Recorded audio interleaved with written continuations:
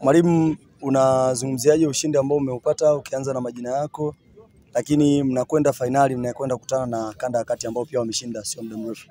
Tunashukuru, kwanza tunamshukuru Mwenyezi Mungu. Kwa majina anaitwa Stefano Mamboneke. Tunashukuru mchezo ulivyokuwa na tunashukuru tumeshinda, na nawashukuru wachezaji wangu wamejituma hadi wamefanikisha kupata ushindi huu ambao tumeupata. Lakini kwa mechi ambayo tunaiendea finali, naamini wachezaji wangu watakuwa wamejipanga vizuri, na namna ambavyo tumecheza mwanzo tutaenda kuboresha zaidi ili tuweze kupata matokeo mapema ili tuweze kuchukua ushindi. Msimu wa mkutano uliopita kwa maana ya mwaka jana Dodoma kanda ya kati walifungwa 2-1. Leo mmejipanga vipi kuhakikisha mnatetea ule ushindi ambao mliopata, lakini zaidi kuwa mabingwa wa ili kombe la msimu huu?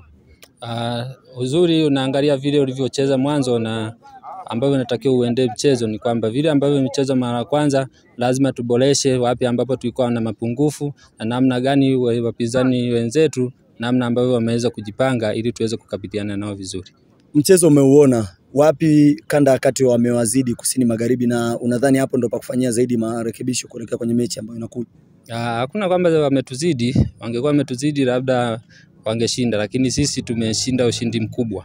Ushindi wa magoli matatu, sio magoli madogo, ni magoli mengi. Lakini ni namna finali ni fainali. Kila mtu anapoingia finali anakuwa amejipanga zaidi na zaidi. Kwa sisi tunaangalia pale ambapo tutakuwa na mapungufu, tutaenda kuboresha zaidi ili kupata ushindi kwa mapema zaidi. Unawaahidi nini wana kusini magharibi?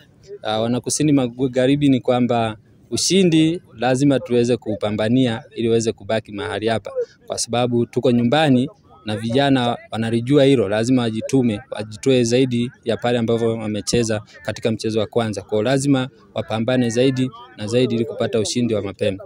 Kombe linabaki? Kombe lazima libaki.